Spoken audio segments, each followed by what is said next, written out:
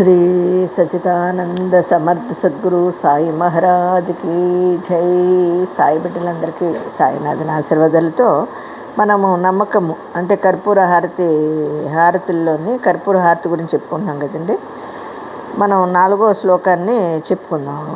అచ్యుతం కేశవం రామనారాయణం కృష్ణదామోదరం వాసుదేవం హరం శ్రీధరం మాధవం గోపికావల్లభం జానకీ నాయకం రామచంద్రం భజే. దీనికి భావార్థం చూడండి, సింపుల్గా చాలా అన్ని శ్లోకాలకి లాస్ట్లో వచ్చేది అన్ని పేర్లతోనూ నిన్ను భజించుచున్నాను అంటే అన్నిటితోని.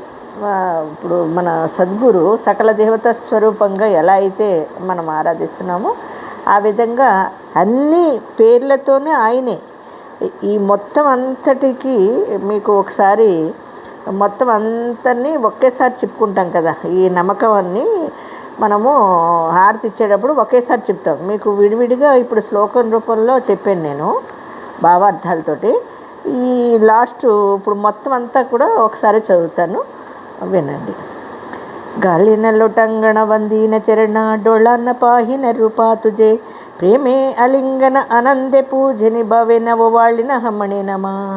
త్వమేవ మాతా చ పిత త్వమేవ త్వమేవ బంధుచ్చ సకల త్వమేవ త్వమేవ విద్యా ద్రవణ త్వమేవ త్వమేవ సర్వం మమ దేవదేవ.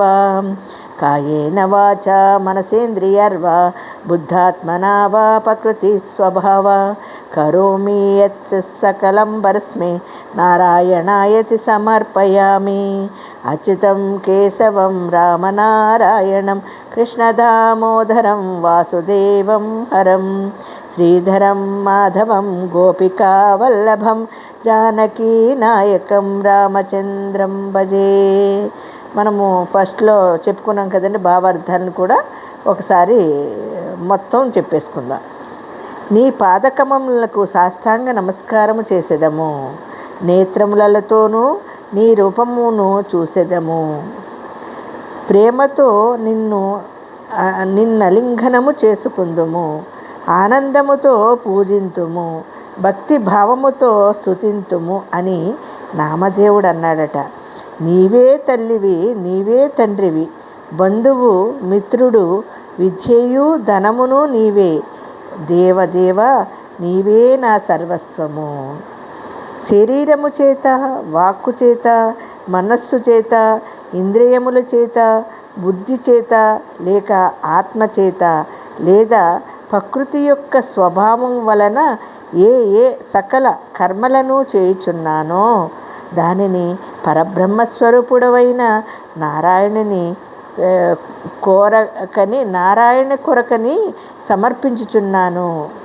మనం నిన్న కూడా చెప్పుకున్నాం కదండి, నారాయణుడు ఆయనే.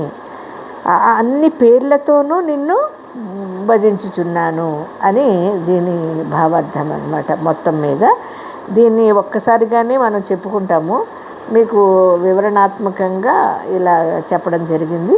అందరూ కూడా ఈ కర్పూర హారతి మొన్న చెప్పాను, ఆవునేతితో కూడా దీపం వెలిగించి కర్పూరమే అక్కర్లేదు అని, ఆ విధంగా కూడా మీరు ఈ యొక్క నమ్మకాన్ని మీరు చదువుకోవచ్చు, హారతి ఇవ్వచ్చు.